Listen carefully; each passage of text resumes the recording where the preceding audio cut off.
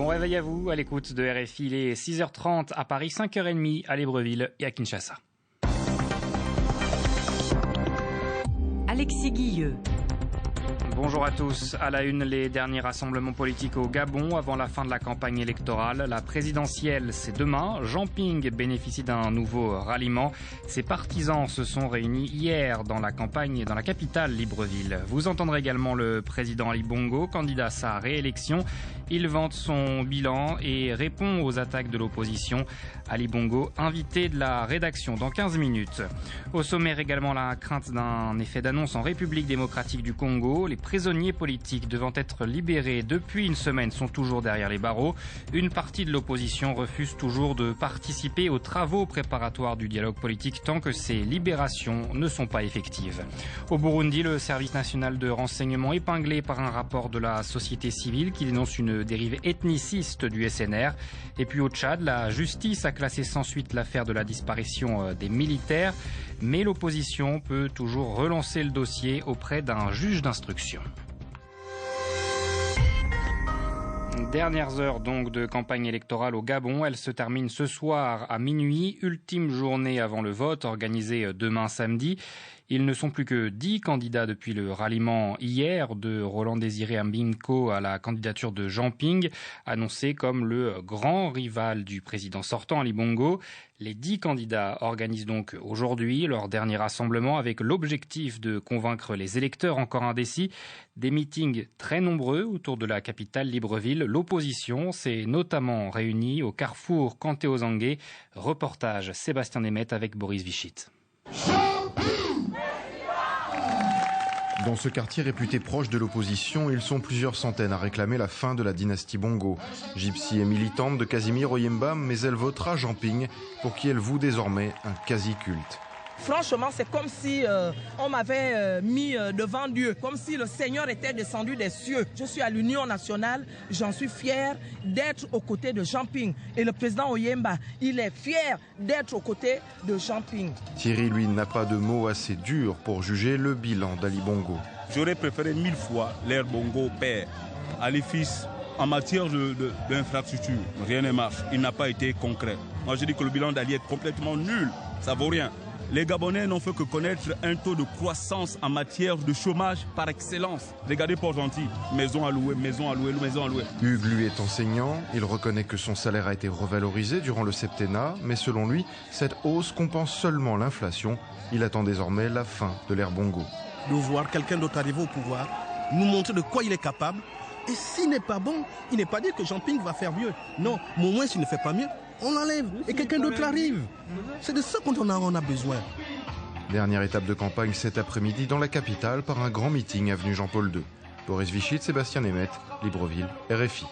Et à noter que le président et candidat Ali Bongo est notre invité ce matin. Il défend son bilan et répond aux attaques de l'opposition. Rendez-vous dans un peu plus de 10 minutes. C'était il y a une semaine en République démocratique du Congo, l'annonce de mesures de décrispation politique par les autorités, réouverture de médias, libération de prisonniers.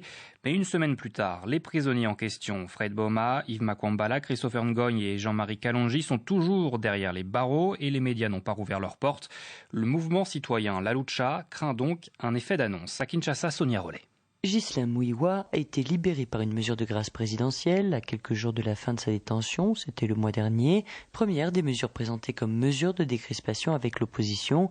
Lui, comme tous les autres militants de la Lucha, ne comprennent pas pourquoi la dernière annonce n'est toujours pas suivie des faits. Ça nous inquiète beaucoup et c'est une déception pour notre mouvement La Lucha de voir qu'un gouvernement qui prend une décision de libérer des activistes qui viennent de faire beaucoup de temps en prison. Et ça fait déjà une semaine qu'ils ne sont pas libérés, alors que la décision devrait être exécutée. Fait aggravant pour la Lucha, le président Kabila lui-même aurait promis au cours d'une rencontre la libération de leurs 6 militants encore détenus. 2 seulement se retrouvent sur la liste des prisonniers à libérer présentée par le gouvernement. Ghislain Mouiwa, militant de la Lucha. Pour nous, on s'est dit comment est-ce que même les gouvernements, les ministres ne savent pas respecter la parole du président de la République, lui-même qui dit que moi je vais libérer vos camarades et les ministres et tous les autres, ils ne veulent pas respecter même la parole d'officier du président de la République. Le ministre de la Justice qui avait fait cette annonce dit s'être basé sur une liste transmise par l'Union européenne. Sonia Rollet, Kinshasa, RFI. Et à noter que l'opposition et une partie de la société civile en RDC réclament toujours la libération de 115 détenus politiques, condition de leur participation au dialogue politique. Dialogue dont les travaux préparatoires se poursuivent. Ils sont ouverts depuis mardi, mais l'UDPS et le MLC, deux grands partis de l'opposition, ne sont toujours pas assis à la table des discussions. Et à cette table, justement, chacun reste campé sur ses positions. L'opposition souhaite aborder le sujet de l'alternance politique. De son côté, la majorité présidentielle souhaite surtout s'intéresser à l'organisation de l'élection présidentielle qui doit, selon la Constitution, se dérouler avant la fin de l'année en République démocratique du Congo. Dérive violente et ethnique, impunité pour les exécutants, c'est un rapport accablant pour le service national de renseignement au Burundi. 16 pages rédigées par l'association burundaise pour la protection des droits de l'homme, la PRODH, présidée par Pierre Claver Bonimpa. Un texte qui décrit et détaille les exactions qui auraient été commises par le SNR depuis maintenant 10 ans. Carole Valade. La PRODH dépeint une dérive progressive du SNR vers un durcissement et une ethnicisation. Selon l'ONG, la grande majorité de ces cadres seraient aujourd'hui Hutus, un déséquilibre qui viole les accords d'Arusha, accords qui ont instauré les quotas ethniques dans les services de défense et de sécurité. Point culminant de cette escalade, la répression des manifestants contre le 3e mandat du président l'an passé. Le rapport décrit un système implacable. Les personnes appréhendées sont regroupées en 2 catégories. D'un côté, celles qui figureront sur les registres, les officiels. De l'autre, ceux qui partent vers les lieux de détention illégaux avant d'être torturés, puis jugés pour ceux qui ont la chance de réapparaître. Les victimes seraient en majorité des jeunes, issus des quartiers contestataires, ainsi que des opposants politiques. La liste des exactions vient confirmer les différents rapports des Nations Unies.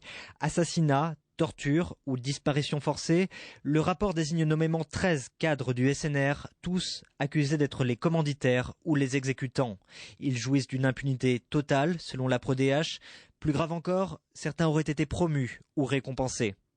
Carole Valade. Et par ailleurs, Adama Dieng s'est dit choqué par les récentes déclarations du CNDD-FDD, le parti au pouvoir au Burundi, qui a évoqué des montages génocidaires au sujet du génocide rwandais de 1994. L'ancien greffier du tribunal pénal international pour le Rwanda dénonce une manipulation de l'ethnicité et appelle les dirigeants du CNDD-FDD à changer de ton. Au Tchad, l'opposition peut toujours saisir un juge d'instruction pour relancer le dossier sur la disparition de militaires à la suite de la présidentielle d'avril dernier.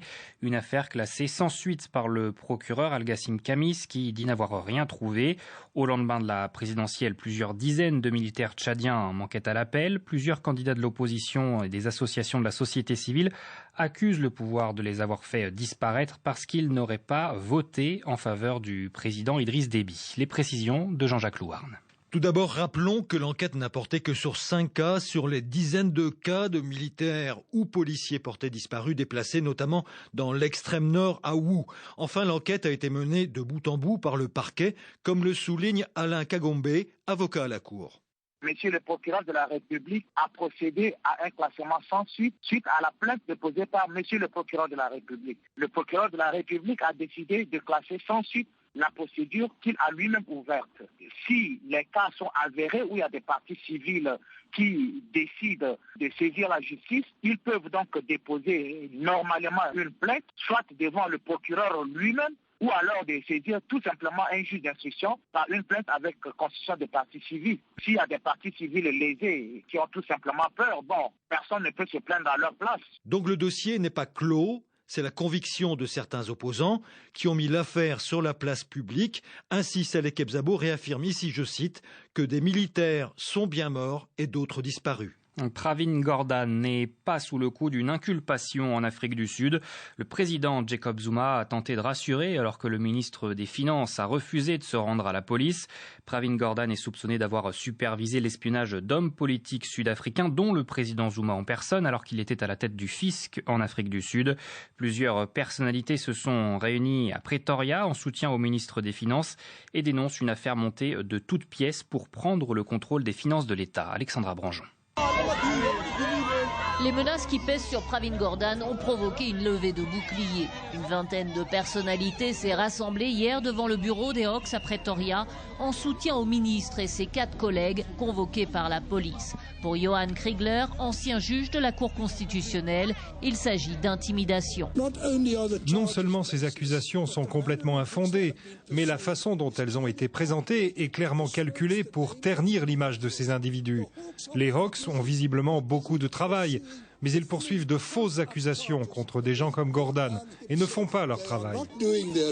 Car derrière ces convocations, il y a des soupçons de pression politique pour faire tomber le ministre des Finances et prendre le contrôle du Trésor. Certains accusent même le chef de l'État de manipuler les services de police à des fins politiques. Georges Bizos, avocat et ami de l'ancien président Nelson Mandela. Nous sommes préoccupés par l'avenir de la justice dans ce pays. Le juge Kriegler et moi-même, ainsi que d'autres, nous nous sommes longuement battus contre l'apartheid. Et nous craignons que les erreurs du passé ne se répètent.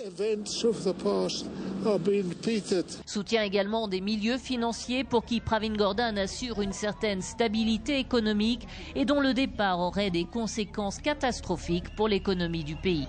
Alexandra Banjon, Johannesburg, RFI. L'extension de l'épidémie de choléra en République démocratique du Congo inquiète l'Organisation mondiale de la santé. Plus de 380 personnes sont mortes des suites de la maladie dans le pays depuis le début de l'année 2016. Mais en fait, c'est toute la région du bassin du fleuve Congo qui est concernée par la résurgence de cette épidémie. À l'image de la Centrafrique, au début du mois d'août, les cas de choléra se sont multipliés en Afrique centrale et dans la région des Grands Lacs. Fabrice Wimo. Résurgence ou aggravation, le choléra est aujourd'hui un enjeu de santé publique pour les États d'Afrique centrale. La Centrafrique a connu 5 ans d'accalmie avant un retour de la maladie début août. Depuis, une dizaine de personnes sont décédées et plus de 20 cas ont été enregistrés dans le pays. Selon les représentants locaux de l'OMS, l'épidémie serait venue de la République démocratique du Congo voisine, la RDC, qui enregistre déjà plus de 15 000 cas de choléra contre 19 000 sur toute l'année dernière. Une réunion transfrontalière entre les autorités sanitaires de la RDC et celles de la République centrafricaine est prévue dans les prochains jours. Car comme le révèle une source sanitaire, RCA, RDC et Congo-Brazzaville partagent un même foyer endémique le long des rives du fleuve Congo. Les déplacements des populations de part et d'autre du fleuve facilitent donc la propagation du choléra. Selon cette même source, les problèmes d'hygiène dans les embarcations et dans les maisons de fortune sont récurrents. Le Burundi et le Soudan du Sud sont eux aussi confrontés au choléra. Une situation que déplore l'OMS dont les préconisations restent l'assainissement des lieux de vie et un accès à l'eau potable pour la population. La saison des pluies et les risques d'inondation en vue rendent ces conditions plus que jamais urgentes. Une attaque contre un restaurant du front de mer hier soir à Mogadiscio en Somalie. Un kamikaze a fait exploser sa voiture piégée. Des échanges de tirs ont eu lieu entre les assaillants et les forces de l'ordre. L'attaque a été revendiquée par les Chebabs somaliens. Aucun bilan humain n'a pour le moment été communiqué. L'église protestante réformée de Madagascar a un nouveau chef. Le pasteur Ami a été élu nouveau président de la FJKM qui compte plus de 5 millions de fidèles sur la Grande Île. Une élection saluée par la communauté protestante. Le pasteur Ami est reconnu pour sa probité et sa spiritualité. Il va tenter de restaurer l'image de la FJKM ternie cette année par une affaire de mœurs dans laquelle est impliqué son prédécesseur, le pasteur Rassen Jahassine, qui a dirigé l'église protestante pendant 12 ans. Sarah Teto. Il était 5 heures du matin hier à Antsirabe quand Iraku Anjama Azusua, pasteur d'une petite paroisse du sud de la capitale, a été élu par un collège composé de 50 pasteurs et de 50 laïcs. Avec ses 30 années de sacerdoce derrière lui, le pasteur Ami est un homme estimé, décrit comme disponible et bienveillant. C'est la meilleure chose qui pouvait arriver à la FJKM, dit un pasteur. Dans ce monde corrompu, il est un modèle, s'exclame un autre. Réputé pour son intégrité intellectuelle et spirituelle, l'homme d'église séduit. Pour le pasteur Soulouf, la FJKM a enfin trouvé un berger d'âme, un homme qui s'occupera de l'âme de ses paroissiens et non plus uniquement de la politique ou du social. Trafic d'influence, ingérence. Il est vrai que ces dernières années, les manœuvres entre politique et église sont allées bon train pour servir l'intérêt de l'une ou l'autre des parties. Aussi, beaucoup martèlent que le pasteur Ami ne sera pas une marionnette du pouvoir en place. Le souffle du renouveau commence maintenant, se réjouit le pasteur Pintonjin. En effet, à l'exception d'un pasteur, le bureau national a été entièrement renouvelé. Inciter les fidèles à ne pas avoir honte d'être témoins de Dieu, faire de Madagascar un pays résolument chrétien, voilà 2 des nombreuses missions fixées durant ce 18e synode qui incombent désormais au nouveau président. Sarah Teto, Antananarivo, RFI. Antananarivo, il est 7h45, 6h45 ici à Paris. Afrique Matin sur RFI. Alexis Guilleux. Merci de choisir la radio du monde pour vous réveiller. Cette Afrique Matin, à suivre le tour de la presse africaine. Ce matin, vos journaux reviennent sur les dernières heures avant la présidentielle au Gabon. On en parle dans quelques minutes avec Mathieu Auger. On fera également le point sur l'actualité sportive du continent. Ce sera avec Pierre Chaperon. Mais avant cela, notre invité. La campagne électorale pour la présidentielle gabonaise se termine. Dernier jour de campagne aujourd'hui avant le vote demain samedi. Après une série de ralliements derrière la candidature de Jean Ping, ils ne sont plus que 10 candidats. Parmi eux, Ali Bongo, candidat à sa propre réélection, le président sortant du Gabon est notre invité ce matin. Il affiche sa confiance pour sa victoire et répond sur un ton offensif aux accusations de l'opposition. Ali Bongo vante son bilan et affirme avoir besoin d'un nouveau mandat pour terminer le travail et les projets entamés. Il répond aux questions de Sébastien Nemeth avec Boris Vichit. Monsieur le Président, bonjour. Bonjour. Avec vos adversaires, la campagne a été plutôt dure, c'est votre sentiment ? Elle a été très dure, mais du fait de mes adversaires. Je vous rappelle que depuis 7 ans, mes adversaires utilisent un ton vis-à-vis de moi qui n'est pas toujours, courtois. Là, je suis en campagne, je suis candidat, alors je réponds. L'opposition se signale toujours par des accusations non fondées et non prouvées. Je savais que moi, j'avais une campagne à mener. Alors, j'ai pris mes précautions. Quant à l'utilisation des moyens de l'État, qui le prouve. Chiche. Est-ce que vous avez confiance en votre victoire ? J'ai confiance aux réactions de mes compatriotes lorsque je vais les voir. L'affluence, je suis confiant quant à la victoire. Néanmoins, il y a eu un tournant il y a quelques jours, c'est cette nouvelle alliance entre Jean Ping, Casimir Oyemba et Guinzou Manama. Est-ce que vous craignez cette alliance dans les urnes, j'entends ? C'est encore un coup politique désespéré à la dernière minute. Lorsque l'on décide d'être candidat, on a mûri la chose. Et puis, par un tour de passe-passe extraordinaire, une réunion nocturne à laquelle personne n'assiste, vous décidez de vous retirer et vous ne dites rien à personne. Et tout ce que vous faites dans le cours de cette réunion, c'est de vous partager les postes. Ils se sont partagés le gâteau. Mais en politique, il n'est pas dit que 1 + 1 + 1 = 3. Nous savons que les reports de voix ne vont pas se faire. Pour certains candidats, leurs militants ne voteront pas pour Jean Ping. Quelle image vous avez aujourd'hui de Jean Ping ? Il est englué dans des scandales financiers, lui et sa famille, auxquels il ne répond pas. Aujourd'hui, M. Ping verse dans la xénophobie, M. Ping verse dans l'insulte, il présente un risque pour le Gabon. Il est violent, il est corrompu et il est mauvais joueur. Vous parlez de violence, justement. Est-ce que c'est quelque chose que vous craignez également ? Mais nous savons que c'est ce que l'opposition planifie, dans le but de faire peur aux électeurs. Je montre les dents, je lance des menaces pour que les électeurs restent chez eux. Mais ça ne va pas se passer comme ça. Il y a des lois dans ce pays et ces lois seront appliquées. Quel message vous lanceriez à l'opposition si cette opposition perd ces élections ? Il faut être bon joueur. Le vaincu salue la victoire. Serez-vous beau joueur si vous-même vous perdez cette élection ? Moi, je suis bon joueur. Si dans le cadre des élections claires et transparentes, je perds, je reconnaîtrai ma défaite. Mais pourquoi vous me parlez de défaite ? Parce que moi, je vais gagner. Pourquoi les électeurs vous renouvelleraient leur confiance ? La diversification de notre économie a été réelle. La part du pétrole dans notre PIB a baissé. Nous avons multiplié le nombre d'emplois par 3. Nous avons investi d'une manière importante dans les infrastructures, avec le fait aussi que nous avons relevé le revenu mensuel minimum, relevé toutes les allocations. Nous avons augmenté le nombre de boursiers et nous avons une couverture maladie aujourd'hui qui est beaucoup plus importante, avec près d'1 million de Gabonais enrôlés. Malgré tout cela, je dois mieux faire. Nous savons que nous sommes dans la bonne direction. Sinon, nous aurions souffert beaucoup plus de la baisse du prix du baril. Est-ce qu'il n'y a pas certains qui auraient échoué ? Je pense au programme logement, 3800 logements construits pendant le septennat.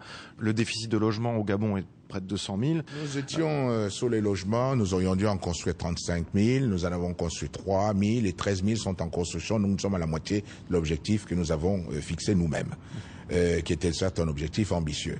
Et nous avons entamé les réformes qui vont nous permettre, au cours de ce deuxième septennat, de pouvoir accélérer la construction de logements. Il y a eu cette polémique sur vos origines.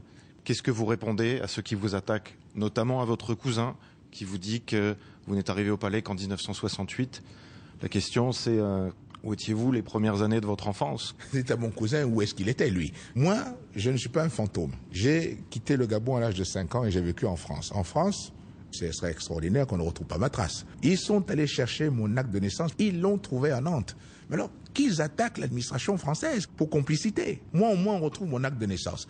Mais ils disent que vous auriez produit différents actes de naissance, 3, 4. Ils sont allés devant plusieurs juridictions, monsieur, et ils ont été battus. Il y a de temps en temps des problèmes de retranscription, mais l'original, ils l'ont trouvé à Nantes. Monsieur le Président, merci. Ali Bongo, interrogé par Sébastien Nemeth. Et dans la journée, RFI vous propose d'entendre 3 autres candidats à la présidentielle gabonaise, à savoir Dieudonné Minlama Mintogo, Paul Abessolé et Augustin Moussavou-King. Les grands titres de l'actualité internationale. En Italie, alors que les secours ont compté 250 morts et que les opérations de sauvetage se poursuivent après le tremblement de terre de mercredi, on ignore encore exactement combien de personnes sont portées disparues. La région touchée est une zone touristique et on ne sait pas exactement combien de touristes se trouvaient sur les lieux au moment du séisme. Les sénateurs brésiliens ont lancé hier le procès en destitution de la présidente Dilma Rousseff.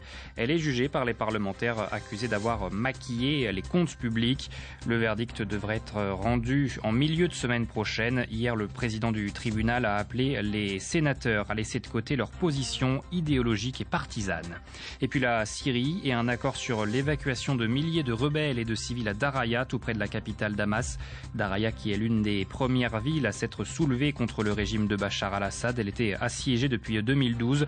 De son côté, toujours en territoire syrien, l'armée turque a ouvert le feu sur des miliciens kurdes qu'elle accuse d'avoir conquis des villages en violation d'un accord conclu avec les États-Unis. La revue de presse des journaux africains. Bonjour Mathieu Auger. Bonjour Alexis, bonjour à tous. Et à la une, l'heure du choix au Gabon. L'heure du choix, c'est d'ailleurs le titre qu'a choisi le quotidien gabonais L'Union ce matin. Demain donc, plus de 600 000 Gabonais seront appelés à se prononcer, élection présidentielle. Tous les journaux du pays, évidemment, reviennent en longueur ce matin sur ces dernières heures de campagne. Le quotidien en ligne Gabon Echo s'arrêtant ainsi sur l'engouement de cette fin de campagne. En témoignent, selon le site, les longues files d'attente dans les centres de distribution des cartes d'électeurs. Pour Gabon Echo, le rapprochement d'une partie de l'opposition autour de la candidature de Jean Ping a donné une nouvelle tournure à ce scrutin et pourrait expliquer en partie ce regain d'intérêt des électeurs gabonais pour cette présidentielle. Ils seront donc 11 candidats en lice, 11 partants pour une place au soleil, comme le titre l'observateur Palga au Burkina Faso, la continuité avec Ali Bongo ou l'alternance, il va falloir choisir, poursuit le journal. Le quotidien pour qui ce scrutin de demain pourrait réserver bien des surprises. L'opposition pourra-t-elle créer la surprise? C'est justement la question que se pose de son côté le pays, autre quotidien du Burkina. Alors certes, l'opposition n'est pas totalement unie, ce qui constitue une véritable faiblesse pour ce scrutin à un tour, selon le journal. Alors certes, l'opposition a longtemps pris l'ombre pour la proie en bâtissant une stratégie autour de la contestation de la filiation d'Ali Bongo, se détournant ainsi de l'essentiel. Mais en dépit de ses faiblesses, note le journal, l'opposition gabonaise conserve bien ses chances dans ce scrutin. On est même fondé à penser que le candidat Ali Bongo n'est pas si serein que cela. Reste la vérité des urnes, comme le titre le site Aujourd'hui au Faso, qui espère que ce scrutin ne donnera pas lieu à des rancœurs recuites et à un désir d'en découdre, même par la violence. Dans les journaux, ce matin également, la lettre à Jean du quotidien burundais Iwachu. Jean, qu'as-tu fait pour disparaître ainsi? Qu'as-tu dit pour qu'on ne te donne pas, même pas la possibilité de t'expliquer? J'ai beau fouiller, mais je ne trouve pas. Cette lettre vibrante, signée de l'ensemble de la rédaction du journal, est adressée à Jean Bigirimana, journaliste d'Iwachu disparu le 22 juillet dernier et toujours aujourd'hui introuvable. Depuis plus d'un mois, sa famille, ses collègues, ses amis cherchent Jean et la vérité. On s'en prend parfois à rêver que tu es quelque part et que tu vas nous revenir, écrivent ses collègues. Cette lettre s'arrête notamment sur les 2 corps retrouvés dans une rivière au début du mois. Nous ne savons même pas formellement que tu ne fais pas partie de ces 2 citoyens livrés à la rivière. Les 2 corps ont été enterrés vite fait. S'ils sont lents à chercher, ils sont rapides pour enterrer écrit la rédaction. Alors les journalistes d'Iwachu indiquent dans cette lettre qu'ils viennent de porter plainte contre X. Cela semble bien sûr dérisoire, disent-ils, car ceux qui t'ont pris ou qui te détiennent contrôlent la justice. Mais les collègues de Jean Bigirimana font cette promesse en fin de lettre. Tes garçons grandiront, ils auront la vérité, cela prendra du temps, le temps qu'il faut, mais nous découvrirons cette vérité, nous écrirons ton histoire. Enfin, retour en héros à la une de la presse nigérienne. Même le ciel y a mis du sien en gratifiant la capitale Niamey d'une forte pluie pour rendre davantage agréable l'accueil du héros national, écrit le journal Sahel dimanche. Le vice-champion olympique de taekwondo aux derniers Jeux olympiques de Rio, Abdul Razak Issoufou Al-Faga, est rentré au pays hier. Le journal publie les photos du cortège impressionnant de motos qui a accompagné le champion de l'aéroport jusqu'au palais présidentiel du 29 juillet. De mémoire, aucun sportif nigérien n'a soulevé autant de passion, autant de ferveur, autant d'enthousiasme et autant de fierté, note le journal. Le Niger est debout, le Niger est de retour sur la scène internationale pour occuper toute sa place et s'affirmer, s'enflamme l'éditorialiste. Le Sahel dimanche qui revient sur toute cette foule, tous ces habitants de Niamey sortis massivement pour acclamer, admirer et glorifier et célébrer son héros, ce garçon de 22 ans, plein de courage et de ténacité. Merci Mathieu Auger pour cette revue de presse des journaux africains retrouvés sur le www.rfi.fr. Appel sur l'actualité, Libre Antenne. Marie Casadebey. La Libre Antenne dans Appel sur l'actualité, ce sont les débats de votre choix, l'actualité qui vous a marqué, les sujets sur lesquels vous souhaitez réagir, mais aussi ceux qui n'ont pas été suffisamment abordés à votre goût. Où que vous soyez, quel que soit le thème de votre choix, vous êtes les bienvenus. 33 9 693 693 70. Marie Casadebey avec vous au téléphone. Tout à l'heure, à partir de 8h10 TU. RFI. Vivez votre passion du sport avec MoneyGram, transfert d'argent. Et c'est l'heure du journal des sports. Bonjour Pierre Chaperon. Bonjour Alexis. On parle des éliminatoires de la CAN 2017 ce matin. C'est du football. Gros plan sur la liste de la Côte d'Ivoire. Des Ivoiriens qui affronteront la Sierra Leone le 3 septembre prochain. Et pour cette ultime rencontre, l'entraîneur des éléphants, le français Michel Dussuyer, a décidé de se passer de Yaya Touré et Seydou Doumbia. Avec un seul point d'avance sur les Sierra Léonais, la Côte d'Ivoire n'a pas d'autre choix que de gagner à Bouaké, d'autant que la qualité de l'équipe de la Sierra Leone ne fait pas de doute. Écoutez ce qu'en dit l'entraîneur des éléphants, Michel Dussuyer. Je pense que la Côte d'Ivoire connaît bien maintenant cette équipe de Sierra Leone. Elle a eu à l'affronter 3 fois en un laps de temps assez réduit. Donc en toute connaissance, on sait que c'est une équipe qui est accrocheuse, qui est bien organisée. En règle générale, ils ne marquent pas beaucoup de buts, mais ils n'en concèdent pas beaucoup non plus. Donc on a une équipe qui aura tout à gagner ici en venant à Bouaké pour essayer de décrocher une qualification historique. Maintenant, nous, de notre côté, on se doit aussi de se qualifier pour ce rendez-vous africain. Donc ça passe par un résultat positif. Maintenant, cette équipe de Sierra Leone, oui, voilà. Je pense que la chose la plus importante, c'est de bien la respecter. Ils ont des joueurs expatriés, une ossature de joueurs expatriés qui a un capital expérience, qui est capable de bien défendre, d'être bien organisé, qui a une certaine expérience aussi. Donc, voilà une équipe qu'il convient de bien respecter pour éviter toute mauvaise surprise. À propos recueilli par Emmanuel Kofi, notez qu'en plus des absences de Yaya Touré et Seydou Doumbia, les champions d'Afrique en titre devront se passer de Wilfried Bony en manque de temps de jeu à Manchester City, pas de Max-Alain Gradel ni de Brice Djadjedje.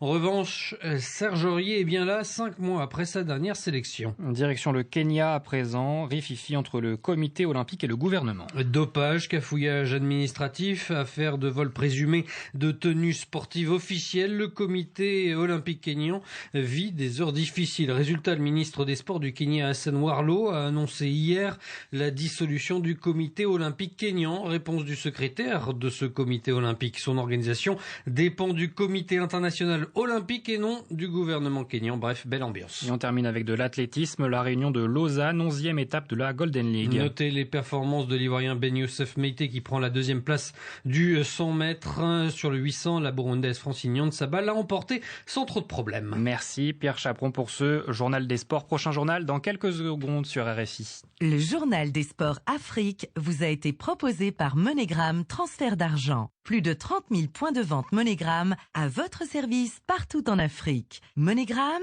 le lien qui vous rapproche.